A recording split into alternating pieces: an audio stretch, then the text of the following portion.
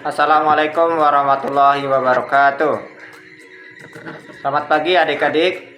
Bagaimana kabarnya hari ini? Sehat semuanya? Alhamdulillah kalau sehat semuanya.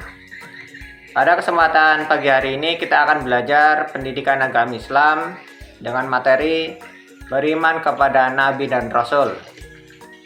Sebelum kita belajar lebih jauh, mari kita pelajari apa itu pengertian beriman kepada Nabi dan Rasul. Iman kepada Nabi dan Rasul adalah meyakini bahwasanya Nabi dan Rasul adalah utusan Allah Subhanahu wa Ta'ala.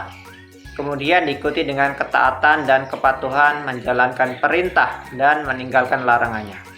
Jadi kita meyakini bahwa Nabi dan Rasul itu adalah utusan Allah Subhanahu wa Ta'ala.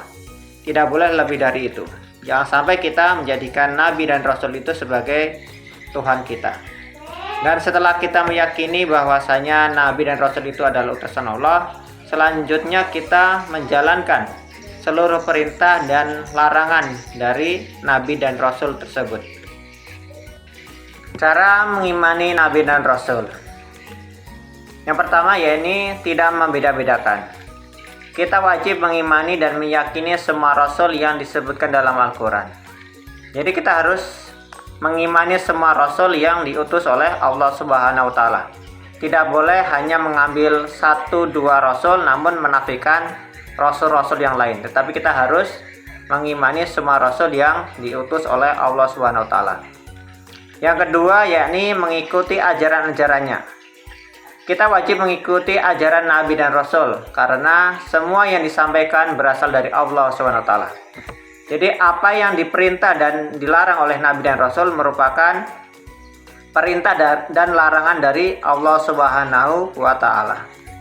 Sekarang kita mempelajari nama-nama Nabi dan Rasul. Nabi dan Rasul yang wajib kita ketahui dan imani ada 25 Nabi dan Rasul. Yakni yang pertama Nabi Adam, Nabi Idris, Nabi Nuh, Nabi Hud, Nabi Saleh, dan yang terakhir Nabi Muhammad SAW. Jadi setelah Nabi Muhammad SAW wafat, maka tidak akan ada lagi Nabi setelah Nabi Muhammad. Jadi kalau ada seseorang yang mengatasnamakan dirinya Nabi, maka bisa dipastikan orang tersebut berbohong. Dari 25 Nabi dan Rasul, maka Allah Subhanahu wa Ta'ala menunjuk 5 Rasul Ulul Azmi. Yang pertama yakni Nabi Nuh alaihissalam, yang kedua Nabi Ibrahim alaihissalam, yang ketiga Nabi Musa alaihissalam, yang keempat Nabi Isa alaihissalam, dan yang kelima Nabi Muhammad sallallahu alaihi wasallam. Tadi sudah Pak Guru sebutkan terdapat 5 Rasul Ulul Azmi. Sekarang kita pelajari apa itu pengertian Rasul Ulul Azmi. Ulul Azmi adalah gelar para Rasul yang memiliki ketabahan dan keteguhan yang luar biasa. Rasul Ulul Azmi artinya Rasul yang teguh pendirian dan tabah dalam menghadapi berbagai masalah ataupun rintangan ketika menjalankan tugas menyampaikan wahyu kepada umatnya. Mari kita bahas satu persatu kesabahan Rasul Ulul Azmi. Yang pertama yakni ketabahan Nabi Nuh alaihissalam. Nabi Nuh berdakwah sejak umur 40 sampai 950 tahun. Namun hanya beberapa orang saja yang mau beriman kepada Allah Subhanahu wa Ta'ala. Ini artinya Nabi Nuh alaihissalam telah berdakwah kurang lebih 910 tahun. Namun hanya beberapa orang saja yang mau beriman kepada Allah Subhanahu wa Ta'ala. Nabi Nuh alaihissalam dalam dakwahnya selalu dicemooh bahkan dihina. Kesabaran Nabi Nuh alaihissalam juga diuji saat istrinya yang bernama Waligah dan anaknya yang bernama Kan'an termasuk dalam golongan orang-orang yang menentang dakwah Nabi Nuh alaihissalam. Jadi dakwah Nabi Nuh alaihissalam ini tidak cuma mendapat penolakan dari pihak luar atau kaumnya, namun istri dan anaknya yang bernama Waligah dan Kan'an juga termasuk golongan orang yang menentang dakwah Nabi Nuh alaihissalam. Yang pada akhirnya istri dan anak Nabi Nuh alaihissalam ini ditenggelamkan oleh Allah melalui badai ataupun banjir bandang yang sangat besar. Rasul ulul azmi yang kedua yakni Nabi Ibrahim alaihissalam. Yang pertama, kesabaran Nabi Ibrahim teruji dalam menghadapi ayahnya yang seorang pembuat patung yang tidak mau beriman kepada Allah Subhanahu wa taala. Jadi tantangan dakwah Nabi Ibrahim yang pertama yakni berasal dari ayahnya sendiri yang seorang pembuat patung yang tidak mau menyembah Allah Subhanahu wa taala. Yang kedua, Nabi Ibrahim tetap melaksanakan perintah Allah dengan lapang hati untuk menyembelih anak kesayangannya yang bernama Ismail. Jadi pada waktu itu Nabi Ibrahim alaihissalam ini sudah lama menikah dan belum juga dikaruniai seorang anak oleh Allah Subhanahu wa taala. Pada saat sudah diberi atau dikaruniai seorang putra oleh Allah Subhanahu wa taala yang bernama Ismail, lantas Allah Subhanahu wa taala memerintahkan Nabi Ibrahim alaihissalam ini untuk menyembelih putranya yang bernama Ismail. Dengan lapang hati dan keikhlasan, Nabi Ibrahim alaihissalam ini menyembelih putranya.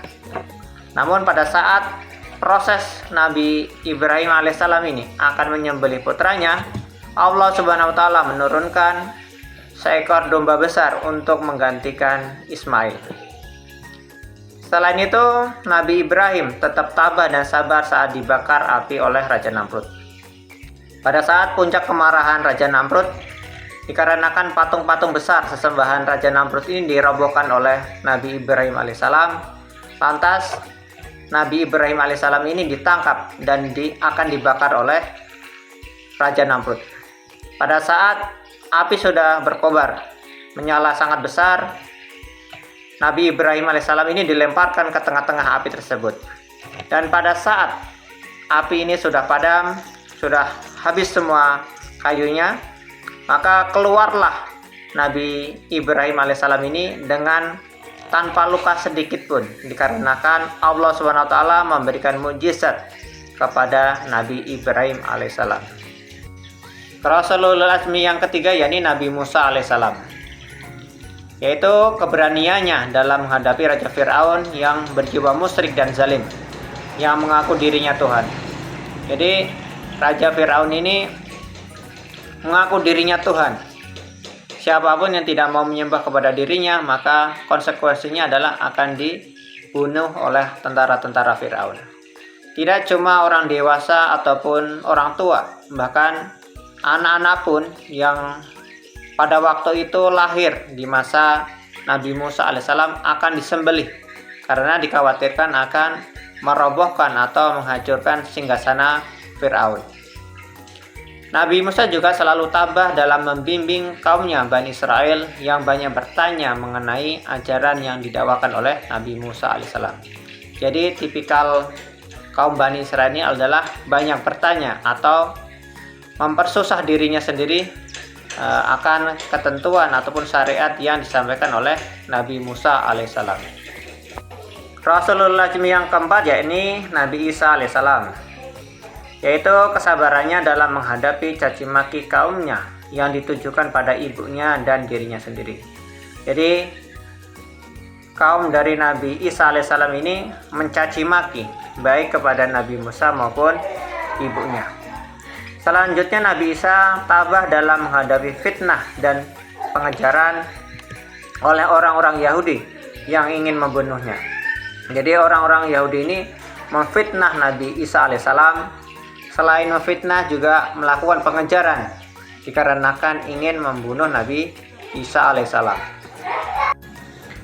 Rasulullah azmi yang terakhir atau yang kelima yakni Nabi Muhammad SAW.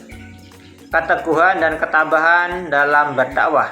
Nabi Muhammad SAW dicaci, dihina, difitnah, dikatakan orang gila, dan diperlakukan buruk oleh kafir Quraisy. Pada saat berdakwah, Nabi Muhammad SAW dilempari kotoran hewan, kotoran manusia, dilempar batu, bahkan pernah akan dibunuh. Jadi pengorbanan dakwah dari Rasulullah SAW itu begitu berat. Bukan cuma dikatakan orang gila, difitnah, dicaci, dimaki. Seringkali Nabi Muhammad SAW ini mengalami kelaparan ataupun tidak ada makanan dikarenakan diboikot oleh kaum kafir Quraisy. Selain itu, Nabi Muhammad SAW juga sering akan dibunuh oleh kaum Quraisy. Namun berkat dari dakwah, ketabahan, kesabaran Nabi Muhammad SAW ini, agama Islam bisa menyebar ke seluruh penjuru dunia, bahkan sampai di Indonesia. Kita bisa tahu dan mengenal, bahkan kita beragama Islam berkat jasa dari Nabi Muhammad SAW. Maka dari itu kita perlu bersyukur, perlu banyak-banyak bersolawat kepada Nabi Muhammad SAW, dikarenakan kita bisa beragama Islam berkat jasa dari Rasulullah SAW. Demikian materi yang bisa Pak Guru sampaikan. Mudah-mudahan materi ini bisa mempermudah peserta didik dalam mempelajari materi beriman kepada Nabi dan Rasul. Sekian, terima kasih Pak Guru akhiri. Wassalamualaikum warahmatullahi wabarakatuh.